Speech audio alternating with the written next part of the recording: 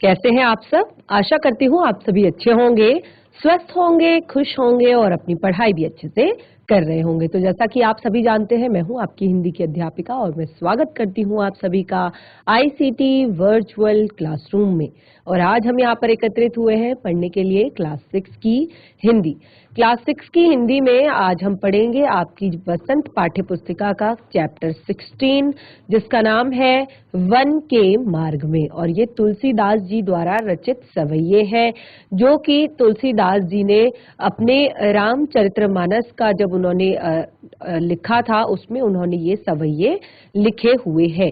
तो आप वन के मार्ग में, जैसे कि इस चैप्टर का नाम है वन के मार्ग में, तो जब भगवान राम को 14 वर्ष का वनवास हुआ था, तो उस टाइम पे सीता माता भी उनके साथ वन में गई थी। यानी कि जब 14 वर्ष के वनवास में, आपकी हिंदी में जो आपकी दूसरी बुक है बाल राम कथा, इस बुक में आपने पढ़ा होगा। इस पूरी बुक को आप जब पढ़ेंगे तो पूरी रामायण की जो कथा है, कहानी है, वो पूरी कथा इस बुक में दी गई है चैप्टर वाइज आपको, कि किस तरह राम वन को गए, किस तरह वहां पर उन्होंने 10 वर्ष एक ही वन में काटे और उसके बाद वहां पर भरत आए चित्रकूट में, और किस तरह से राजा दशरथ का निधन हुआ, या किस तरह से राम ने रावण को मारा, सुग्रीव के साथ किस तरह से मिलन हुआ, या और भी बाकी सारे चैप्टर्स आप इसमें देख सकते हैं। पूरी की पूरी रामायण जो है वो आपकी बाल राम कथा जो आपकी बुक है उसमें दी गई है। तो उस बुक को पढ़ते हुए आपने इस चीज को भी जरूर पढ़ा होगा कि सीता माता भी भगवान राम के साथ जाने की जिद करती है वन में, और लक्ष्मण भी उनके साथ वन में जाते हैं। तो इस तरह तीनों वनवास पर चले जाते हैं, और वनवास में उन्हें किस किस तरह के कष्टों को, वन के मार्ग में उनको कितने ज्यादा कष्ट आते हैं, क्या क्या परेशानियां होती हैं, किस तरह सीता माता, क्योंकि सीता जो है वो राजा जनक की पुत्री है, और राजा जनक को वो बहुत ही ज्यादा वरदान के बाद, बहुत ही ज्यादा आशीर्वादों के बाद और बहुत ही ज्यादा बड़े बड़े यज्ञ और महायज्ञ करने के बाद वो प्राप्त हुई है धरती माता से। तो क्योंकि वो इतनी ज्यादा, क्योंकि राजा जनक की उस टाइम तक कोई भी संतान नहीं थी, और जब उन्हें धरती की गोद से रानी सीता जब उन्हें मिली, जो राजकुमारी सीता उन्हें प्राप्त हुई, तो उसके बाद फिर उनके घर में कन्या रत्न पैदा हुई और कन्या उन्हें मिली, तो जिसको उन्होंने बहुत ज्यादा लाड प्यार प्रेम से बहुत ज्यादा पाला था, और सीता माता लक्ष्मी का स्वरूप थी। तो इसीलिए जब वो अपने ससुराल में आई और वो फिर उसके बाद वन में गई, तो उनको कितने ज्यादा कष्ट वहां पर सहने पड़े, इतने नाजों से पली हुई सीता को कितने ज्यादा कष्ट सहने पड़े, वो हम अपने इस पाठ में पढ़ेंगे। तो आप सभी रेडी हो जाइए, हम चलते हैं स्मार्ट बोर्ड की तरफ, शुरू करते हैं आज का सेशन। सभी बच्चे ध्यान पूर्वक पढ़ने का और समझने का प्रयास करेंगे। तो जैसे कि आप चित्र में भी देख रहे हैं, यहाँ पर आपको भगवान राम, माता सीता और लक्ष्मण जी दिखाई दे रहे हैं, जो वन को जा रहे हैं। और वन के मार्ग में, आपके चैप्टर का नाम ही है वन के मार्ग में। तो वन के मार्ग में क्या क्या उन्हें कष्ट होते हैं जब वो वन जाते हैं, क्योंकि जो भगवान राम है वो भी राजा दशरथ के बहुत ही ज्यादा प्रिय पुत्र हैं, बहुत ज्यादा स्नेह, क्योंकि राजा दशरथ के भी पहले कोई भी संतान नहीं थी, और उन्होंने भी एक महायज्ञ किया था, और उसी यज्ञ के फलस्वरूप यहाँ पर जो राजा दशरथ थे, उनकी तीनों रानियों को फल दिया गया था, और उसी फल के स्वरूप यहाँ पर जो राम है वो पुत्र रत्न के रूप में राजा दशरथ को प्राप्त हुए थे। तो राजा दशरथ ने भी राम को बहुत ही ज्यादा नाजों से पाला था, बहुत ही ज्यादा लाड से पाला था। तो क्या होता है कि जब एक बार रानी कैकई और राजा दशरथ जो होते हैं वो युद्ध पर गए हुए होते हैं, और वहां पर रानी कैकई भी उस युद्ध में उनके साथ होती है। तो क्या होता है कि जब राजा दशरथ युद्ध में फंस जाते हैं, तो रानी कैकई उनके प्राणों की रक्षा करती है, अपने प्राणों को दांव पर लगाकर, तो जिससे राजा दशरथ युद्ध जीत जाते हैं, और वो रानी को अपना वरदान मांगने को कहते हैं कि आज जो हमारे प्राण यहाँ पर बचे हुए हैं उसकी वजह केवल तुम हो, और तुम मुझसे कोई भी वरदान मांग सकती हो, कुछ भी तुम यहाँ पर वरदान मुझसे ले सकती हो।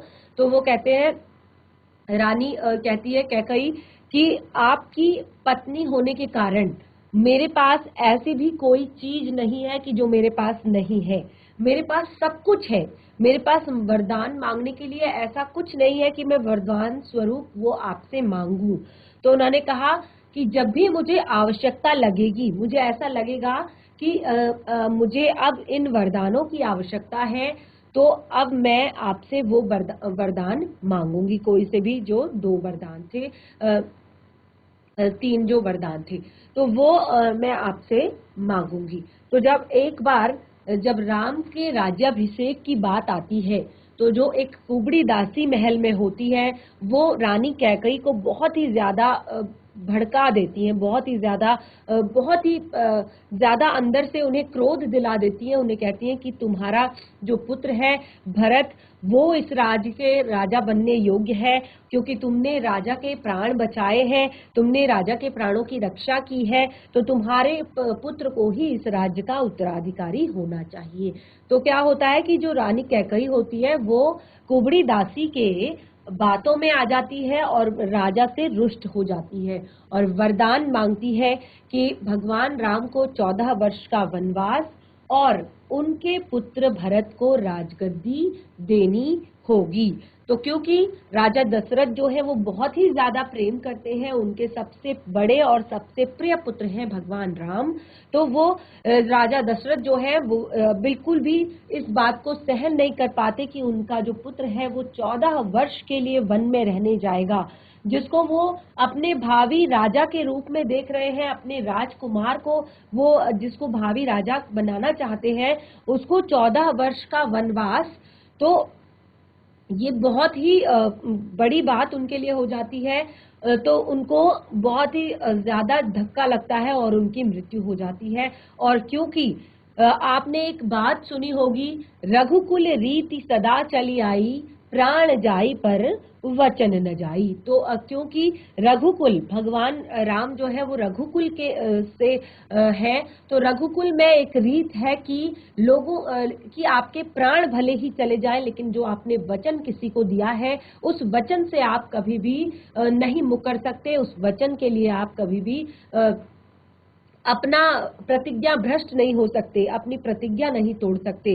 तो क्योंकि वचन दिया है कि अब तुम्हें ये 2 वरदान दिए जाएंगे और उन्होंने 2 वरदान के रूप में ये 2 बातें मांग ली हैं, तो अब भगवान राम को वन जाना पड़ रहा है। और जब वन जाना पड़ रहा है, देखिए ये जो पूरी रामायण है ये इसी पर लिखी गई है। तो जब भगवान राम को वन जाना पड़ रहा है, उस समय क्योंकि भगवान राम बिल्कुल तैयार हो गए हैं, वो बहुत ही ज्यादा आज्ञाकारी पुत्र हैं और उन्हें अपने रघुकुल की रीत को भी निभाना है, तो वो वन जाने के लिए तैयार हो गए हैं। और जब वो वन जाने के लिए तैयार होते हैं तो लक्ष्मण भी उनके साथ जाने को तैयार होते हैं। वो कहते हैं कि मैं यहाँ पर अपने प्रिय भ्राता को इस तरह वन में अकेला छोड़कर नहीं आ सकता, मैं भी उनके साथ वन में रहूंगा। और फिर उनकी पत्नी सीता कहती है कि मैं आपकी अर्धांगिनी हूँ, मैं आपकी धर्म पत्नी हूँ, तो आप मुझे यहाँ छोड़कर कैसे जा सकते हैं? जब आप मेरे ईश्वर, मेरा भगवान, मेरा जो पति है वो जब वन में रहेगा तो मैं महलों में किस तरह से रहूंगी? और वो भी भगवान राम के साथ वन को चली जाती हैं। तो जब वो वन को जा रही होती है तो तुलसीदास जी ने वन के मार्ग की जो बातें हैं उनको सवैये के रूप में यहाँ पर लिखा है और सवैये के रूप में यहाँ पर बताया है। तो देखिए क्या किस किस तरह से क्या क्या बातें यहाँ पर तुलसीदास जी ने बताई हैं, उन्हें हम यहाँ पर पढ़ेंगे और उन्हें हम यहाँ पर समझेंगे। तो देखिए शुरू करते हैं हम वन के मार्ग में। और सवैये ये है तुलसीदास जी द्वारा रचित है। पुर तै निकसी रघुबीर बधु, धरि धीर दये मग में डग द्वे। तो यहाँ पर उनके वन में जाने की बात को कहा है कि जो रघुवीर वधु है, रघुवीर की जो वधु है वो क्या कर रही हैं? वन के मार्ग में जा रही हैं, वन के मार्ग में जा रही हैं। तो किस तरह से क्या क्या उन्हें दिक्कतें हो रही हैं, क्या क्या उन्हें परेशानियां हो रही हैं वो यहाँ पर बताया गया है। इसको हम पढ़ेंगे। देखिए, पुरतै निकसी रघुवीर बधु धरि धीर दये मग में डग द्वे झलकी भरी भाल कनि जल की पुट सूखी गए मधुराधर वे। तो अब यहाँ पर जो आपकी ये पंक्तियां हैं, देखिए ध्यान पूर्वक एक एक पंक्ति को पढ़ने का प्रयास कीजिए कि पुरतै निकसी रघुबीर बधु धरि धीर दिए मग में डर द्वे झलकी भरी भाल कनि जल की पुट सूखी गए मधुराधर वे। तो देखिए, जो आप इस तरह से आप यहाँ पर इसको समझेंगे कि जो ये प्रस्तुत सवैया हमारा है, इसमें तुलसीदास जी ने कहा है कि राम के वनवास के समय पुरतै निकसी रघुवीर बधु, यानी कि नगर से निकलते ही रघुवीर बधु भगवान राम जी की जो पत्नी है सीता जी, धीर धरी दिए मग में डग दे, यानी कि उनके थोड़ी दूर जब वो निकली, पुरते यानी कि अपने नगर से निकली, जब रघुवीर वधु इस महारानी सीता जब अपने रघुवीर भगवान राम को कहते हैं वधु यानी कि उनकी पत्नी, तो पुर यानी कि जो नगर है, नगर से जब वो निकली रघुवीर वधु धरि धीर दये मग में डर द्वे, तो नगर से निकलते ही जो सीता जी हैं वो कुछ दूर चलने पर ही थक गई। और क्या हुआ है, कुछ दूर चलने पर वो जब थक गई, झलकी भरी भाल कनि जल की पुट सूख गए मधुराधर वे। तो उनके जो माथे पर पसीना बहने लगा, क्या हुआ, उनके माथे से पसीना बहने लगा और जो उनके ओठ थे पुट सूखी गए मधुराधर वे, उनके जो ओठ थे वो पानी न मिलने के कारण सूख गए, क्योंकि वो एक राजकुमारी रही है और अब वो इतने बड़े राजघराने की बहू है और उनको साक्षात माता लक्ष्मी का रूप माना जाता है। तो ऐसी महारानी जब अपने राज्य से निकलकर वन के रास्ते में चल रही है, वन के रास्ते पे जब चल रही है तो वो बहुत ज्यादा थक जाती है, क्योंकि उन्होंने कभी इस तरह पैदल यात्रा नहीं की और अब वो बहुत ज्यादा थक जाती है और उनके माथे से पसीना बहने लगता है। पुट सूख गए मधुराधर वे, और उनके जो होठ हैं वो पानी की प्यास के कारण सूख जाते हैं। जब कभी आप पैदल चल रहे होते हो तो आपको ज्यादा प्यास लगती है, क्योंकि हमारी ज्यादा एनर्जी लगती है और फिर हमें पसीना आने लगता है और फिर इसलिए हमें प्यास लगने लगती है। तो जब इस तरह उन्हें प्यास लगी तो क्या हो रहा है, फिर बूझती है चलनो अब के तकी पर्ण कुटी करिहो कित हुए। अब वे भगवान राम से पूछती है, क्योंकि वो थक गई हैं चलते चलते, तो वो भगवान रामचंद्र जी से यानी कि अपने पति से पूछती है, फिर बूझती है। देखिए क्या लिखा हुआ, फिर बूझती है, यानी कि फिर वो पूछती है चलनो अब केत की, यानी कि अभी कितनी दूर चलना है, पर्णकुटी करी हो कति हुए। तो आप पर्णकुटी कहाँ बनाएंगे। तो अब भगवान राम से वो पूछ रही है कि अब मैं चलते चलते थक गई हूँ, अभी और कितनी दूर चलना है और आप ये पर्णकुटी कहाँ बनाने वाले हैं, जंगल में कौन सी जगह पर बनाने वाले हैं। तो पिय की लखी अतुरता पिय की अखियां अति चारु चली जल चुए। तो पत्नी सीता की आतुरता एवं दुख देखकर, पत्नी सीता की आतुरता एवं दुख देखकर, क्योंकि भगवान राम भी इस बात को बहुत अच्छे से समझते हैं और जानते हैं कि सीता एक बहुत ही बड़े नगर की राजकुमारी है और उसके बाद वो इतने बड़े अयोध्या नगरी की महारानी है, अयोध्या नगरी की सबसे बड़ी वधू है, कुल वधू है। तो वो इस हालत में जब चल रही है तो उन्हें भी बहुत ज्यादा दुख हो रहा है सीता माता की आतुरता को देखकर। वे और उनके दुख को देखकर वे श्री रामचंद्र जी की आंखों में आंसू आ जाते हैं। पिय की अखियां अति चारु चली जल चुए। चारु चली यानी कि उनके पति यानी कि श्री रामचंद्र जी की जो आंखें हैं वो आंसुओं से भर गई हैं, जल से भर गई हैं। कैसे भर गई है, क्योंकि उनको लग रहा है कि सीता इस तरह से उनको सीता को कभी इस तरह से चलने की आदत नहीं है, सीता को इस तरह से कभी जंगल में जाने की आदत नहीं है, और कभी वो नंगे पैर ऐसे नहीं चली क्योंकि वो एक राजकुमारी है। कभी भी उनको पानी लाओ ऐसा बोलने की जरूरत नहीं पड़ी क्योंकि वो राजकुमारी है। दसियों दासियां उनके आगे पीछे घूमती हैं, सभी उनकी सेवा में लगी रहती हैं। कोई उनके लिए कपड़े निकालता है, कोई उनके लिए गहने निकालता है, कोई उनके लिए भोजन की व्यवस्था करता है, कोई उनके लिए जलपान की व्यवस्था करता है। तो इस तरह की उन्होंने कभी भी परिस्थितियां अपने जीवन में नहीं देखी थी जिस परिस्थिति से आज वो गुजर रही थी। तो बहुत ज्यादा परेशान है, बहुत ज्यादा दुखी है। तो उनके दुख को देखकर भगवान रामचंद्र जी की आंखों में भी आंसू आ गए हैं, क्योंकि मेरी वजह से, मेरे कारण आज सीता को इतना दुख भुगतना पड़ रहा है, इतना दुख देखना पड़ रहा है। आगे बढ़ते हैं। जल को गए लखनु है, लरिका पखियो पिय छाह धरिक है ठाड़े। अब यहाँ पर क्या कह रही है सीता माता? जल को गए लखनु है, लरिका परिखो पिय छाह घरिक है ठाड़ो। तो अब ये जो सवैया है इसमें तुलसीदास जी कहते हैं कि क्योंकि सीता माता बहुत ज्यादा थक गई हैं, बहुत ज्यादा प्यास उनको लगी है, तो अब उनकी इस स्थिति को देखकर लक्ष्मण जो है वो पानी लेने के लिए गए हुए हैं। लक्ष्मण कहाँ गए हैं? पानी की खोज में गए हैं। तब सीता अपने पति से क्या कहती है? जल को गए लखनऊ हे लरिका परिख्यो पिय छाह घरिक है ठाड़े। तो वो कहती हैं कि जल को गए हैं लक्ष्मण, लक्ष्मण जो है पानी लेने गए हैं, जल लेने गए हैं। तो है लरिका पखियों, और वो क्या है, वो ज्यादा बड़े भी नहीं है, बच्चे ही हैं। तो वो ऐसा नहीं है कि बहुत जल्दी जल्दी पानी लेकर आ जाएंगे, उन्हें भी बहुत ज्यादा पानी ढूंढना पड़ेगा क्योंकि जंगल का ये रास्ता है और बहुत जरूरी नहीं कि आपको आसपास ही पानी मिल जाएगा, आपको काफी दूर भी पानी लेने जाना पड़ सकता है। और लक्ष्मण भी ज्यादा बड़ा नहीं है लड़का परखियो, लड़का ही है, वो छोटा सा बालक ही है, अभी ज्यादा बड़ा नहीं हुआ है। तो पिय छाह घरिक है ठाड़ो।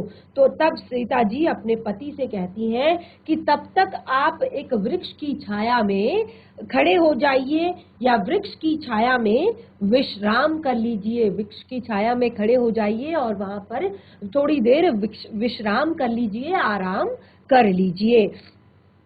आगे क्या होता है?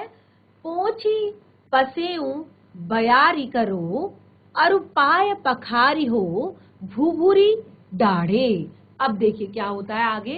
पोछी पसेऊ बयारी करो, पोछी पोछना, पसेऊ पसीना, बयारी हवा, करो यानी कि करना। अब वो क्या कर रही है? जब सीता को ने इस तरह से श्री राम से अनुरोध किया, आग्रह किया कि आप इस तरह धूप में मत खड़े होइए क्योंकि लक्ष्मण जी जल लेने गए हैं और काफी टाइम उन्हें लग सकता है पानी लेकर आने में, तो आप थोड़ी देर पेड़ के नीचे खड़े हो जाइए या बैठकर विश्राम कर लीजिए। तो श्री रामचंद्र जी भी सीता के कहने पर वृक्ष की छाया में थोड़ी देर विश्राम करने लगते हैं। और इसी बीच सीता क्या करती है? इसी बीच सीता पोछी पसेऊ बयारी करो, और उनके पसीने को पोंछती है और हवा करने लगती है उनके लिए, जैसे कोई भी पत्ता लेकर उनके लिए हवा करने लगती है, पंखा उनको लगाने लगती है, यानी कि बयारी करने लगती है, हवा करने लगती है। जब आप थक के आते हो स्कूल से तो सबसे पहले आप क्या करते हो? अपना बैग एक तरफ फेंकते हो और सीधे फैन ऑन करके थोड़ी देर आप लेट जाते हो कि मैं रेस्ट कर रहा हूँ थोड़ी देर, मैं बहुत ज्यादा थक के आया हूँ स्कूल से। जब दौड़ दौड़ के स्कूल से जाते हो घर, तो इसी तरह से अब रामचंद्र जी थोड़ा सा थक गए हैं और वो वृक्ष के नीचे आराम कर रहे हैं। तो सीता माता पसीना पोंछकर उनको बयारी करती है, हवा लगाती है। अरु पाय पखारी हो भुबरे डाढ़े। और क्या करती है कि वो जब देखती है क्योंकि जब रामचंद्र जी वहां पर विश्राम कर रहे हैं तो सीता माता की नजर अचानक से उनके पैरों पर पड़ती है, क्योंकि भगवान रामचंद्र जी ने भी अपने जीवन में बहुत सारे कष्ट अभी तक नहीं सहे हैं।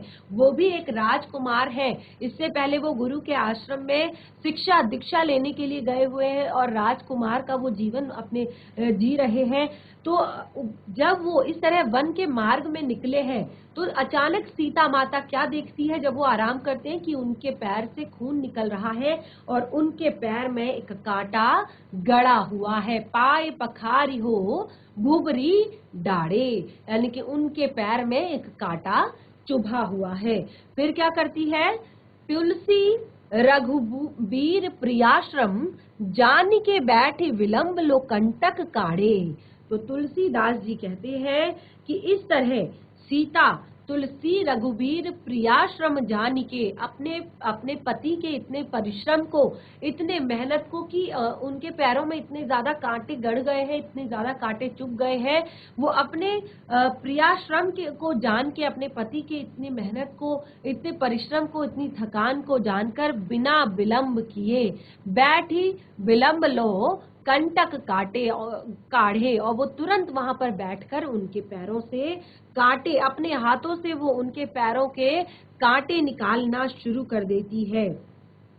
और क्या होता है कि उनके पैरों से जब वो कांटे निकालती है तो जानकी नाह को नेख लख्यो पुलको तनु बारी बिलोचन बाढ़े।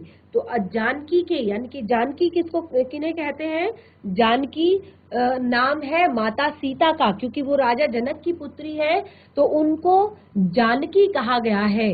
जानकी नाह को नेह लख्यो पुलको तनु बारी बिलोचन गाड़े बाड़े।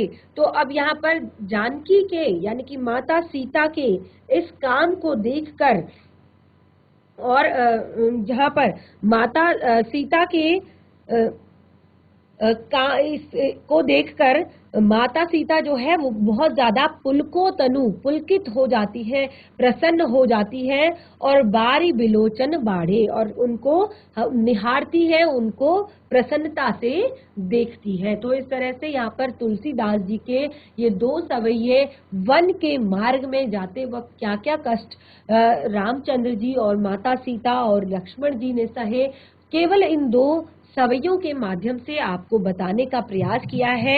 ये हमारे कंप्लीट हो गए हैं। आशा करती हूँ कि आप लोगों को ये बहुत अच्छे से समझ में आए होंगे। अब हम आगे बढ़ेंगे और इस पाठ से दिए गए अभ्यास के प्रश्न हम करेंगे। चैप्टर जो है बहुत ही छोटा सा है, बहुत ही इजी है। अगर आप समझ गए होंगे कि ये पूरा जो पाठ है वो केवल रामचंद्र जी की वन यात्रा के दौरान जो थोड़ी सी शब्दों में जो यहाँ पर उनके कष्टों को दिखाया गया है वो आप सब समझ गए होंगे। तो पहला प्रश्न है सवैये से, देखिए ये चीज जरूर देखिएगा, सवैये से ये जो प्रश्न है ये आपको यहीं से इनका उत्तर मिल जाएगा अगर आपने बहुत अच्छे से प्रश्नों को पढ़ा है। तो पहला प्रश्न है, नगर से बाहर निकलकर 2 पग चलने के बाद सीता की क्या दशा हुई। नगर से बाहर निकलते ही 2 पग चलने के बाद सीता की क्या दशा हुई। देखिए नगर, आपको सारी चीजें पता है कि जो सीता है वो राजा जनक की पुत्री है, वो बहुत बड़े ही राज्य की राजकुमारी है, और उसके बाद विवाह के समय भी वो रघुकुल की पुत्र वधू है, बड़े पुत्र की वधू है, और बहुत ही ज्यादा सबको प्रिय है, बहुत ही बड़ी महारानी वो है।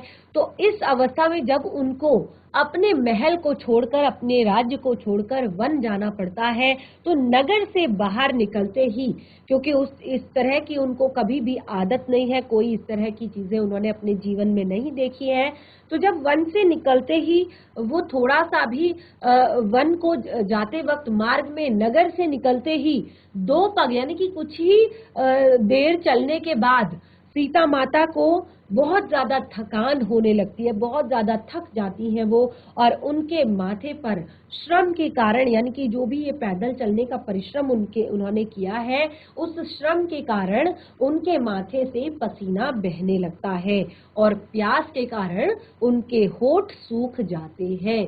तो इस तरह की दशा सीता माता की हो जाती है नगर से बाहर निकलने पर।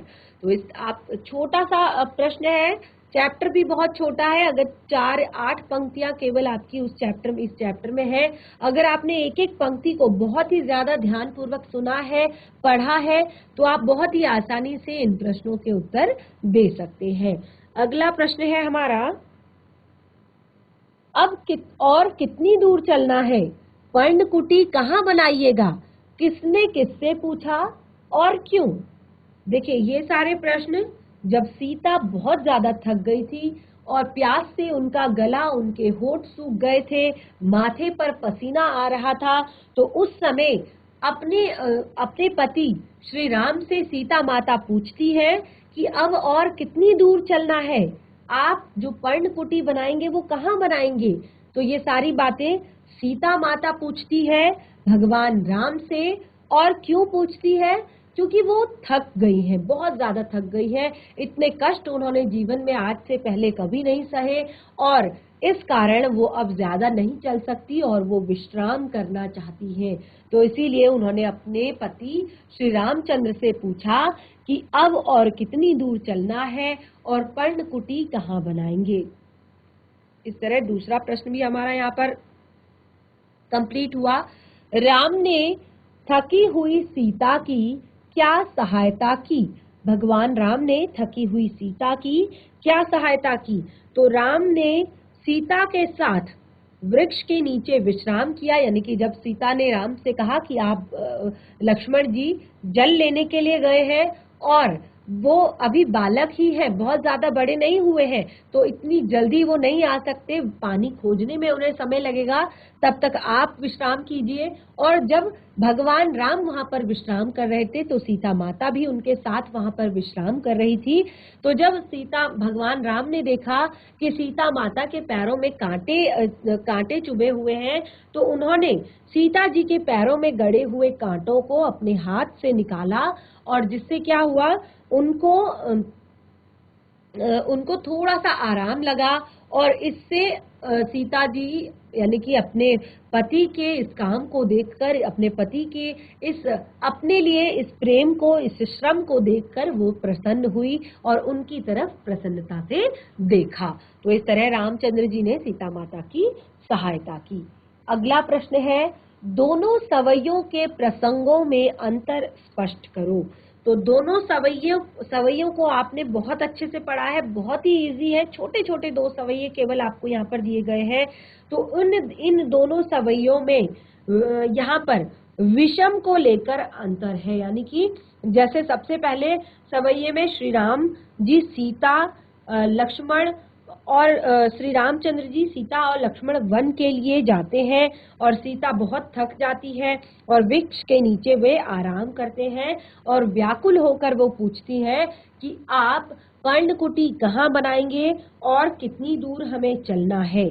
और दूसरे वाले में जो यहाँ पर दूसरा हमें प्रसंग दिया गया है, उसमें क्या होता है, उसमें रामचंद्र जी कहते हैं कि लक्ष्मण अभी जल लेने को गया हुआ है और वो अभी ज्यादा बड़ा नहीं है, वो अभी सीता माता कहती है कि लक्ष्मण अभी जल लेने को गए हैं और वो अभी ज्यादा बड़े नहीं हैं, वो छोटे ही हैं, तो उनके आने में समय लगेगा, आप आराम कीजिए। और रामचंद्र जी जब आराम करते हैं तो वो साथ में सीता माता भी वहां पर बैठती है, और वो सीता माता के पैरों के कांटों को निकाल कर उन्हें थोड़ा सा थकान कम करने में मदद करते हैं। तो इस तरह दोनों सवैयों के प्रसंग यहाँ पर हमने बता दिए कि क्या क्या दोनों सवैयों में हुआ था।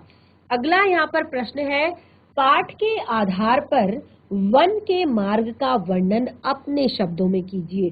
तो देख सकते हैं आप कि पाठ के आधार पर, पाठ आपने पढ़ लिया है और इसी आधार पर आप देख सकते हैं कि वहां पर सीता माता थक जाती है, उनको पसीना आता है, पीने के लिए पानी नहीं है और उनके पैरों में कांटे चुभे हुए हैं।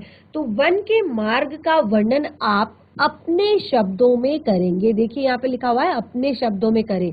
तो इसको आप कोशिश करेंगे घर पर लिखने की कि वन का मार्ग किस तरह का हो सकता है, क्या क्या वहां पर आपको चलने में कठिनाइयां आ सकती है।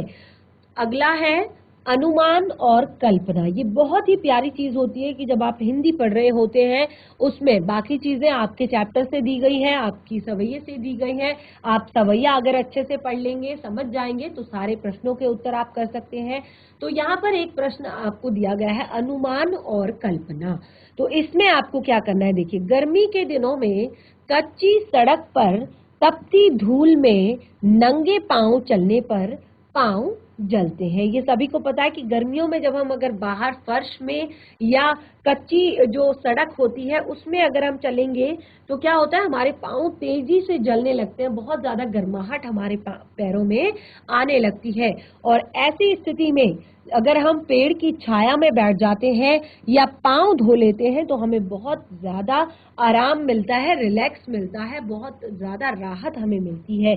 तो ठीक ऐसे ही जैसे प्यास लगने पर अगर पानी मिल जाए और भूख लगने पर अगर भोजन मिल जाए, तो तुम्हें भी किसी वस्तु की आवश्यकता हुई होगी और वह कुछ समय बाद पूरी हुई होगी। तो कई बार ऐसा होता है कि हमें प्यास लगती है तो हमें पानी नहीं मिल पाता, कि हम ऐसी सिचुएशन में होते हैं कि वहां पर पानी नहीं होता, या छोटे बच्चों को भूख बहुत जल्दी लगती है और बहुत जल्दी जल्दी उन्हें भूख लग जाती है। तो आपको भी कभी ऐसा हुआ होगा कि कभी आपको भूख लगी होगी तो शायद आपको उस समय पर खाना नहीं मिल पाया होगा, यानी कि कभी आपकी मम्मा बिजी होंगी या आप कहीं बाहर गए होंगे, तो कोई भी बातें। तो तुम सोचकर लिखो कि आवश्यकता पूरी होने से पहले और पूरी होने तक तुम्हारे मन की दशा कैसी थी, क्या क्या अनुभव, क्या क्या फीलिंग्स आपको हुई, कैसी कैसी बातें आपके मन में आई, वो सारी चीजें आपने यहाँ पर लिखनी है। भाषा की बात अगर करें तो यहाँ पर कुछ केवल 4 आपको शब्दार्थ दिए गए हैं जो कि इस पाठ से लिए गए हैं। लखी, लखी का अर्थ होता है देखकर। पोछी, पोछी का अर्थ होता है पोंछकर। धरी, धरी का अर्थ होता है रखकर। जानी, जानी का अर्थ होता है जानकर। ठीक है, तो इस तरह से हमने यहाँ पर कुछ भाषा से जुड़े हुए कुछ शब्द, जैसे कि यहाँ पर लिखा गया है कि ऊपर लिखे शब्दों और उनके अर्थों को ध्यान से देखिए।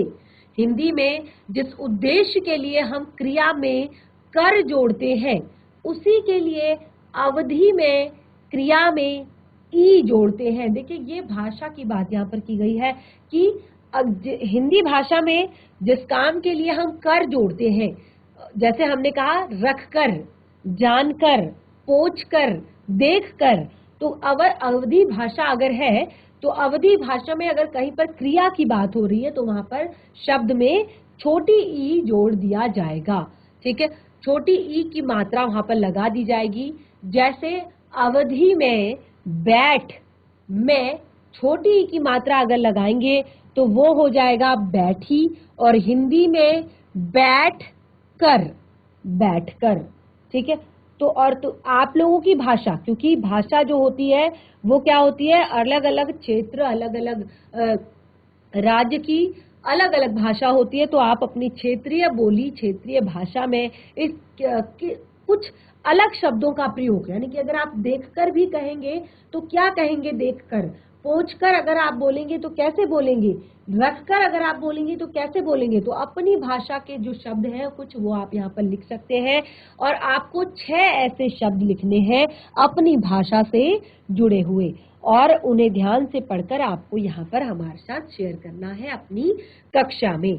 अब ये जो हमारा चैप्टर है, ये पाठ हमारा पूरी तरह से कंप्लीट हो गया है। पाठ से जुड़े हुए प्रश्नोत्तर भी हमने कर लिए हैं, और पाठ के जो सभी यहाँ पर एक तरह से शब्दार्थ अगर आप कहें तो बहुत ही ज़्यादा इजी इसमें है, कोई ऐसा बहुत ज़्यादा कठिन शब्दों के अर्थ यहाँ पर नहीं है।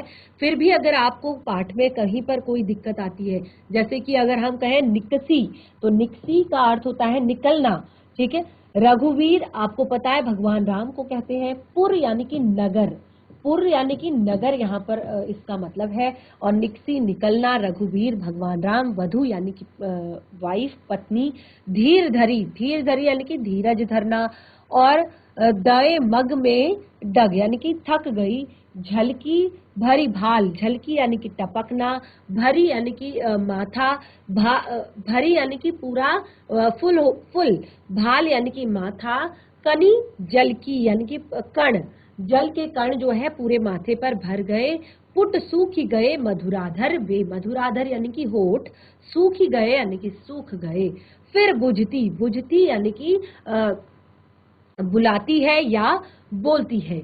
और केतकी यानी कि कितना, पर्णकुटी को पर्णकुटी ही कहेंगे, करी हो कित कहाँ बनाओगे, तिय की लखी यानी कि उसको सुनकर, आतुरता पिय की उसकी उनकी आतुरता को देखकर, अखियां अति चारु चली जल चुए, अखियां यानी कि आंखें बहुत ज्यादा, चारु चली यानी कि आंखें जल से भर गई, डबडबा गई श्री रामचंद्र जी की, ठीक है। और यहाँ पर जल को गए लखनऊ, लरिका, लरिका यानी कि लड़का, परख्यो, परख्यो यानी कि है, अभी वो ज्यादा बड़े नहीं है, लड़के ही है, छोटे बालक ही है। पिय, पिय यानी कि पति या प्रिय, छाह घरिक है ठाड़ो, छाह के नीचे, घरिक यानी कि नीचे, छाह यानी कि छाया, पोछी पोछना, पसेऊ पसीना, बयारी हवा, करो करना, अरु यानी कि पाए, अरु पाए पखारी हो, भुभारी ठाड़े यानी कि उनके पैरों के को पखारते हुए उनके पैरों से कंटक निकालते हैं, ठीक है। तुलसी रघुबीर प्रिया समझानी, तुलसी दास जी यहाँ पर कहते हैं कि रघुवीर के अपने प्रियाश्रम को जान के, बैठ विलंब लो कंटक गाड़े यानी कि बैठ के जिस तरह वो विलंब लो कंटक गाड़े, उनके पैरों से कांटे निकाल रहे थे।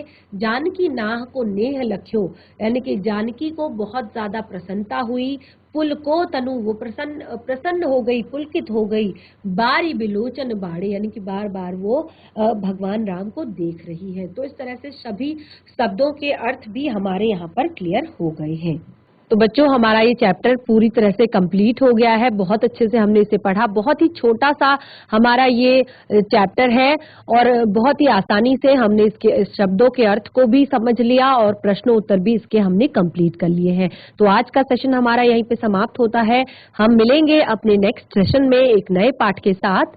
और अगर आपको अब आपके सारे चैप्टर कंप्लीट हो गए हैं, ये जो चैप्टर आपका था लगभग जो आपका जो सेकंड लास्ट आपका ये चैप्टर है, यानी कि एक और आपका इस पाठ्य पुस्तिका में पाठ शेष रहता है, उसे भी हम कंप्लीट कर लेंगे और आपकी परीक्षाएं बहुत नजदीक हैं।